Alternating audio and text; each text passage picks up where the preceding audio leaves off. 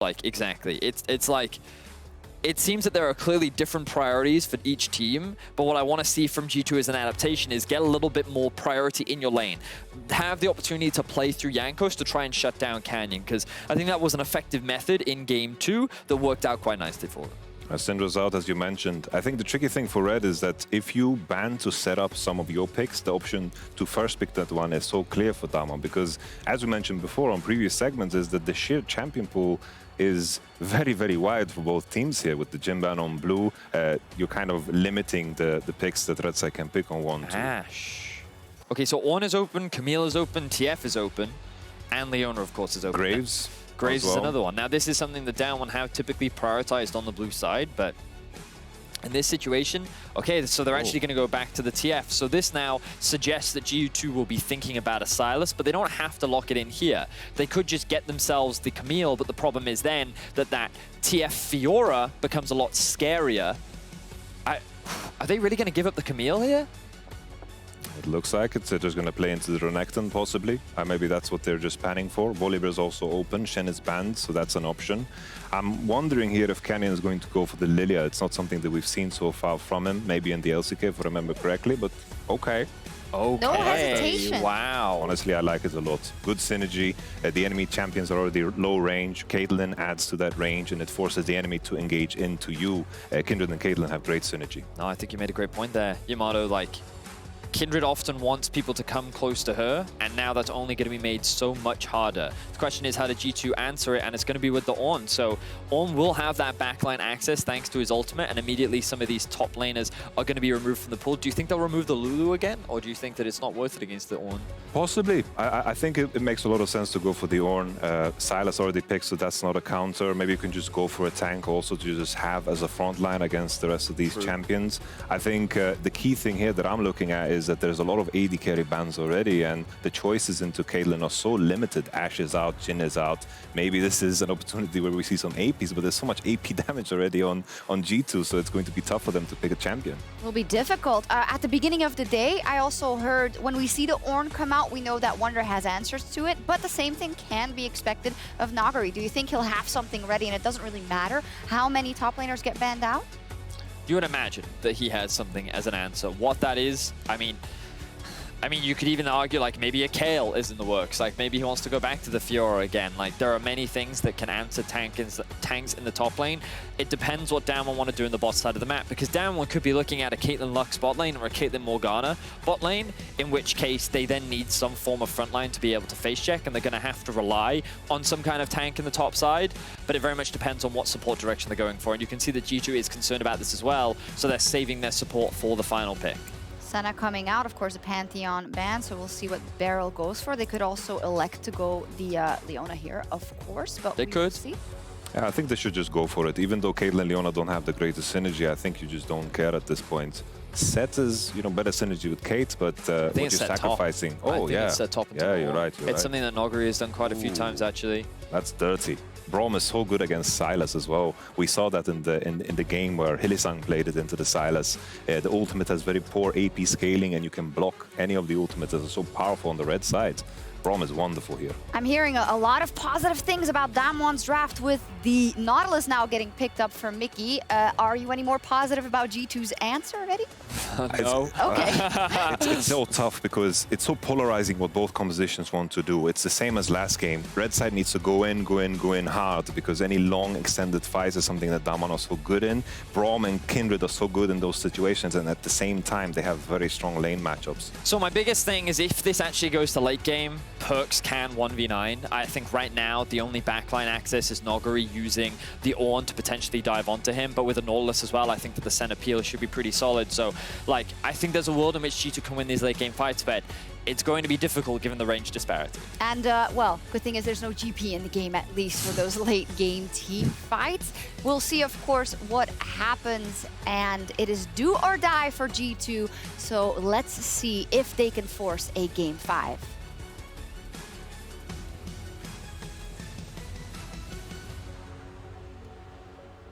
Thank you very much, Shox. Of course, here we are, ready to get into what very well could be the final game of the series. G2 backs against the wall. Very different drafts from what we've seen across the series so far. Feels a lot more almost, I want to say, world standard. Yeah, the Omni Stone up in the top lane for the Ornn, as well as the Hail of Blades on Braum. So not taking something like a Guardian there, more of the Tom Kench Hail of Blades call. And if you know me, you know I love Hail of Blades so much, and I especially love it on Braum. Obviously, Braum you don't normally think of as an aggressive support, but with Hail of Blades in the early game, most supports... And Cheap Shot. And Cheap Shot, you're going to be hitting hard and you're going to be hitting fast, and this makes Braum's already incredibly powerful level 1 even stronger. And I think for G2, if they were even considering a level 1 late invade or otherwise, now is probably the clear time to back off. When you see that Braum, when you see you have Hail of Blades, there's no way you win a level 1 team fight. I feel like Beryl also a connoisseur of the Zombie Ward, if I saw that correctly there. I love going down into Domination Tree. Zombie Ward, you don't often really get to see it, but for how strong DAMWON's vision game is, and then you add a Zombie Ward on top of the possibility of having that available to him, I think it just gets that much stronger. So I've been super impressed with Beryl and how he unlocks from the lane, gets involved with Canyon. Braum, as a champion, also does really well for champions like Kindred and the Caitlyn, setting up for that Winter's Bite proc. So super stoked to see the Braum. I agree with Yamato. Very powerful pick here, as we're already off to the races with Caps and Showmaker, trading back and forth a bit. Right now, Showmaker definitely getting the better end of these trades. Of course, reminder, we've seen this matchup twice in the series before this game, and both times it has gone in the favor of the Twisted Fate. Now, that's, of course, just in the win column, but generally in the early game, we have seen the Twisted Fate pull ahead in terms of lane prio. Now, that can change because Silas does have solid gank setup, so if Jankos wants to put some attention mid lane, perhaps he could relieve some of the pressure off of Caps. And it's always just about getting that early flash off of the Twisted Fate, so he can't play as aggressive for the priority as he would like to be. So eyes will be on Jankos to see if he does use that setup that you're talking about, Dracos, to try to get Showmaker a bit more uncomfortable here. But otherwise, topside start for Jankos. Cleaned up his Raptor camp, did not go for Krugs, and then moved bot side, where it was an entire full clear from Canyon up into the top side, Gromp, Wolves, and Blue, and is now doing his bot side clear with Raptors saved for last. I like it overall. Of course, Kindred's going to struggle a little bit to kill the Raptors out, but Krug's still a pretty easy camp to take. And additionally, Braum we don't necessarily always look at as having the best setup CC. It's definitely no Nautilus hook, but with two ranged auto-attacking champions, the stuns can come in pretty hard, pretty fast on the concussive blows passive, especially with the Halo Blades as well. So we'll see if they want to go for any setup there. Contesting Scuttlecrab going to be bigly important. We've said it 3 games in a row now. This will be the 3rd. RNG, where's it going to land? Will it be bot side Scuttlecrab for the Kindred? Will it be top side Scuttlecrab for the Kindred? Regardless, right now, DWG Gaming certainly have priority across both bot and mid lane, so Jankos has to be careful here. Still going to go for the fight anyway, proccing the phase rush, reloading the gun, but is forced away. Caps now potentially in trouble, just going to get first blooded in mid lane. Jankos going to take a bit of damage as well, but now Ghost is getting traded onto the bottom side. We're going to have to take a look at that one again in a moment, but in the meantime, G2 getting bullied out of lane. Caps just getting absolutely destroyed in the individual 1v1. DAMWON off to a fantastic start. Yeah, I think Caps was trying to lock down Showmaker to make sure that Showmaker couldn't come to Canyon's rescue, or at least help him out in the 2v2, but like you said, he's got flash up, and he just straight up died. Now TP's back in, is trying to pull the wave to get the wave, I guess, in a better position. It should focus fire and slowly push back into him. But what a disaster. Now Wonder's in trouble. Has to be careful. That's going to be the knockup as well, but no one's taken tower aggro quite yet. Gold card can go in, but Wonder unstoppable. It's already used the Searing Charge. Big Haymaker. Showmaker taking the tower. One more auto to do it. Can they get it? Nagari is going to get one more tower shot. Has to flash out, but well-timed, and they get the dive, and DAMWON off to an incredible start. So beautifully done there. Showmaker sees that the wave has been pulled by Caps into the mid lane. He knows that Silas doesn't have the TP. He instead uses his TP top side to help set up Nagari and deny Wonder. Now Wonder TP's back into the lane, will pick up all these minions on the back half of his tower plate, but whew, that is some crisp, clean gameplay. Showmaker then walks back mid lane just as the wave is reset, really missed nothing, 31-28, and got a successful gank. And we're only 5 minutes into this game, Frostgrim, but this is a big deal. G2 falling behind very, very quickly. And we look at this one more time. You said maybe trying to fight for prio here just to help protect Scuttlecrab. Maybe thought Jankos was going to get there sooner, but I'm going to say yikes. I'm going to say yikes. You want to give him the benefit of the doubt of that one, but that one was difficult. And now they're 1K down 5 minutes into the game. Caitlyn's got a Cole and is farming up nice and safe, while the rest of the matchups are definitely pretty difficult. Question is, can DWG do anything to really snowball this lead at this point? But right now, certainly feeling good. Yeah, they have a Twisted Fate who's going to be having Destiny relatively soon. There's no flash or TP off of the top laners, and at this point in the game, they're still viable, although Wunder is going for the double Ruby Crystal build, so just trying to make himself as beefy as possible here before upgrading it now into the Balmy Cinder. So really wants to have Jankos actually shadow him and get this wave shoved in. You can see Graves moving in behind him just to make sure that Ornn stays very safe, as DAMWON are actually now moving their pieces bot side, either contesting the next spawn of Jankos' camps on bot side, as well as moving with the priority that Beryl and Ghost have set up. Two standing in the brush, though. Kindred going to spot him out. Good use of the W. Mickey and Perks forced to walk back into the bot lane. Does not quite connect on the Nautilus hitbox there. That one would have been truly wild. So it is going to be conceding another mark to Canyon. Remember, we were 15, 16 minutes into the game last time around, and Jankos didn't have a single mark on this Kindred. Canyon already getting, I believe, 2 really quickly here in the early game. And this was really set up very nicely by Wunder pushing the way forward, but Jankos was actually spotted out on the ward in the tri-brush behind Wunder when he walked on it towards the Krug camp. So really good informed decision-making from Canyon and DAMWON to help them up for that mark and get early access over this Infernal. And massive early game performance so far for DAMWON Gaming. Again, match point for them. They win here. They're the first LCK team in 3 years to make it to a Worlds Final. 2018, not the case. 2019, LEC versus LPL one more time. This time around, it could be a different story, but now that could change. Caps pushing in. He's already level 7. The shield coming in for Mickey, but it might be too little too late. Ghost just going to grab another kill, and there's nothing left for G2 in the river, but a 3rd mark for Canyon. And my God, this man has the best RNG I've ever seen. Oh, so powerful, so early, but things are going so sideways for G2 in this early game. You know, Caps blundering the 1v1, Jankos getting kicked out of his own jungle, multiple marks stacking onto Canyon, and it feels like it's really stemming from Canyon, again, having great push priority from his lanes. They're constantly collapsing to him. They're playing off of wave state. You know, Canyon is always on the side of the map when his laners are extended forward in lane so they can help him. They can move into Jankos' jungle, and Canyon is blowing Jankos up in this game. And sadly, I don't think it gets much easier, because what we've seen across this entire series is that while, yes, Sylas can certainly match the pressure of TF by stealing away the ultimate, generally, once the TF gets ahead, the TF stays ahead, can start to further shut down these side lanes. And there's a lot of setup just across the map to make these really big plays. So you can see that Wunder and Jankos are just trying to use the ultimate. Dunk back down. Haymaker still up and available. Here comes Braum. Waiting for the biggest one possible. Good damage coming in. That's the knuckle down. 1 stack, 2 stack, 3 stack. Looking for 4. That's the Halo Blades, baby. Just so fast. Beryl gonna get it. Caps, though, now coming in. This is going to be big, but Nagari waiting off to the side. Canyon now can step forward.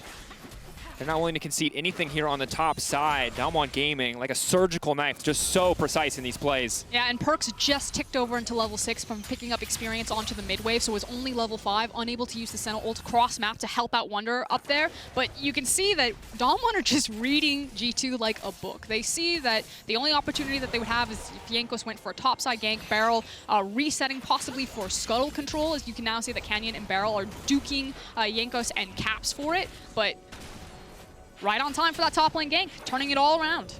Insanely dominant right now from DWG Gaming. Canyon walking away for now. The stun will connect. Canyon forced to flash away. Keep in mind, the entire time we've been talking, the entire time G2 have been forcing play after play on the top side of the map, Caitlyn has been bot side. 47 stacks left to count down on the Cole. That's 3, I believe, solo plates going over to Ghost. So whatever clock you thought Caitlyn was going to play on, she is about 5 to 10 minutes ahead of that. She is going to be absolutely insanely powerful. And that's the thing that we have to talk about, Drake, is, you know, G2 fans, they see that G2 got the Herald, that they're still skirmishing, that maybe in the extended skirmish that maybe they got something better, but I'm aligned with you. I see Caitlyn picking up now another plate to her name, and I'm like, doesn't matter if you got that Rift Herald. This Caitlyn is going to be massive. She's going to be ahead of the clock. She's going to be that Canyon that they can pick up and start moving around to more lanes. Rift Herald gets you 2, maybe 3 plates, Roscoe.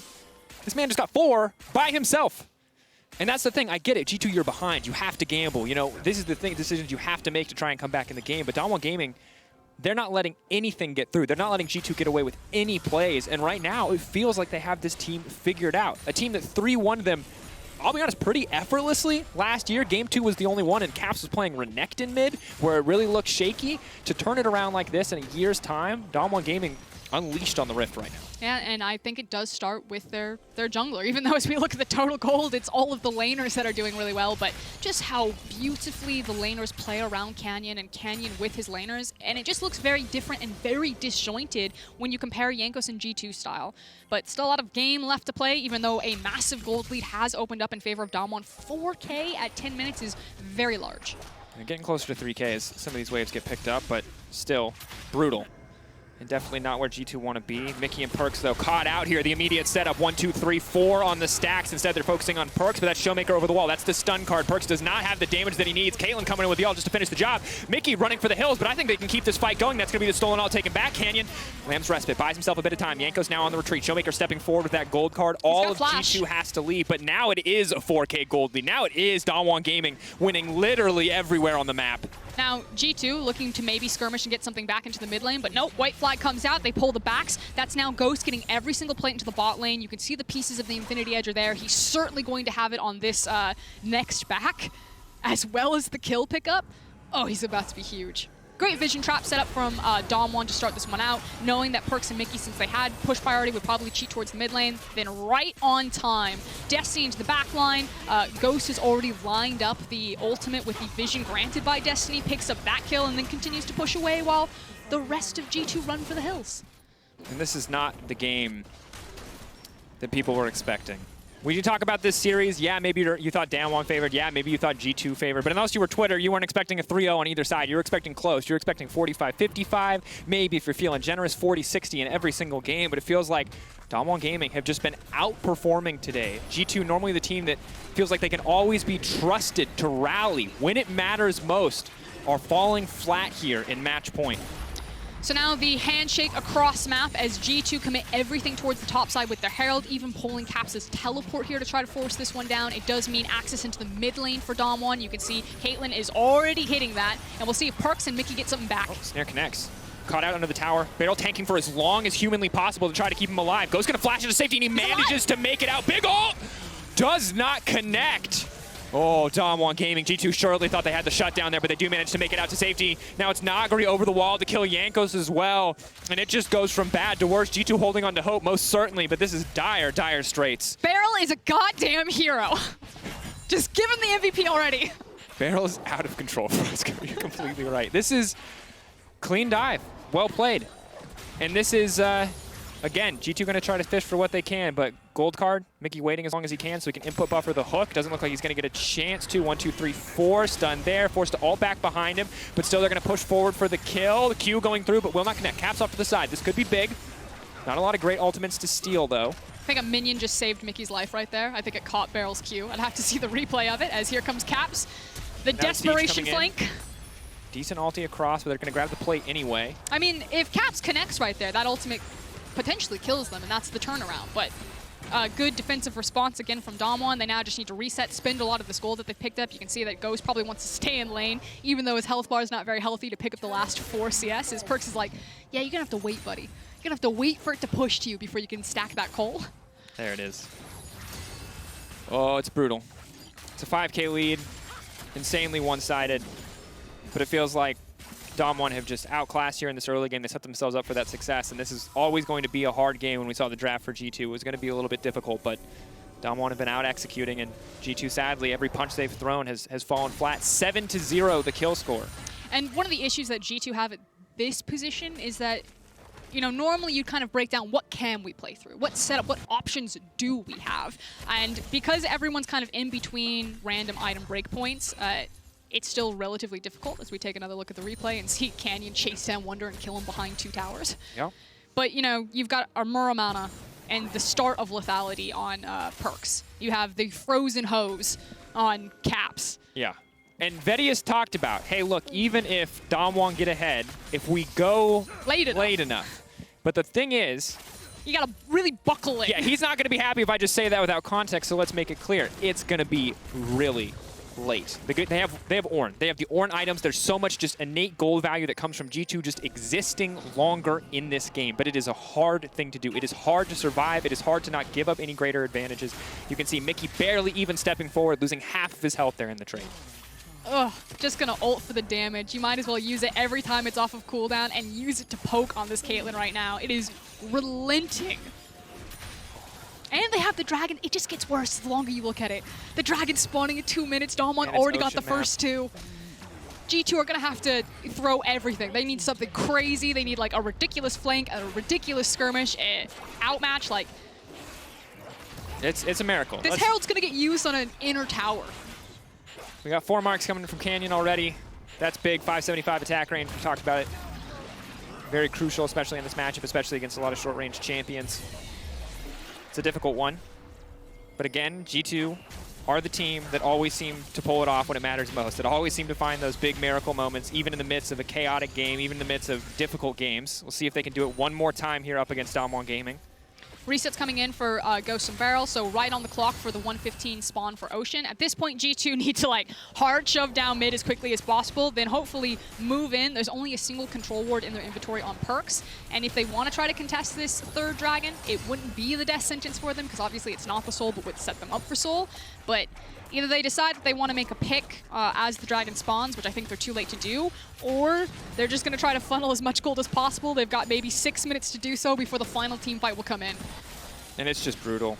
The thing about this game is that while G2 tried on the top side, and if they had won those plays, it would have felt pretty even because Ghost would have gotten a lot of gold back. But because they didn't, Ghost now being 3K ahead, he's at 2 items. He's skipped, we talk like power trough, power spike, obviously people love it. It's a great buzzword, but he's ahead of the clock. We've skipped it entirely. There's no trough because he's so far ahead of the clock. He's going to be 3 items before perks really even finishes 2 full items. He has, you know, quote unquote, perfect CS, if you will. Oof. Looking close to 170 at 17 minutes. It is. Yeah, 10 per minute, definitely the target for all pros. And I thought that G2 might give this one away, but it looks like they're setting up to try to fight for it. There's the pick. Already the ulti has been used, or the E rather, from Brahms coming in, so now they can throw it back with a good ultimate. That's a good kickoff to the fight. G2 though backing off. They have to be happy with a single pit. Nagari running forward. Flash is up and available. Flash facebreaker into the ult is an option. DWG Gaming though, just gonna back away, not looking to push it any further. Yeah, so the single pick there for G2, obviously going to feel good, although it is only on Barrel, and still DWG will get what they came for, which is setting themselves up for this soul. It'll be, what, 22 minutes? 22 minute 30 for the soul. That will be it. That is the finish line for G2 to have a chance in this series. This could potentially be their swan song here for their 2020 season. As here comes the Rift Herald, and that will take a huge chunk with the Caitlyn behind you, possibly this inner mid tower. There's a lot of questions coming into this series. DWG Gaming, they prove themselves in groups. We'll hold that thought because Wonder now in trouble, pulled back and taken down. That's going to be 1 tower. DWG Gaming could look to force a second one here.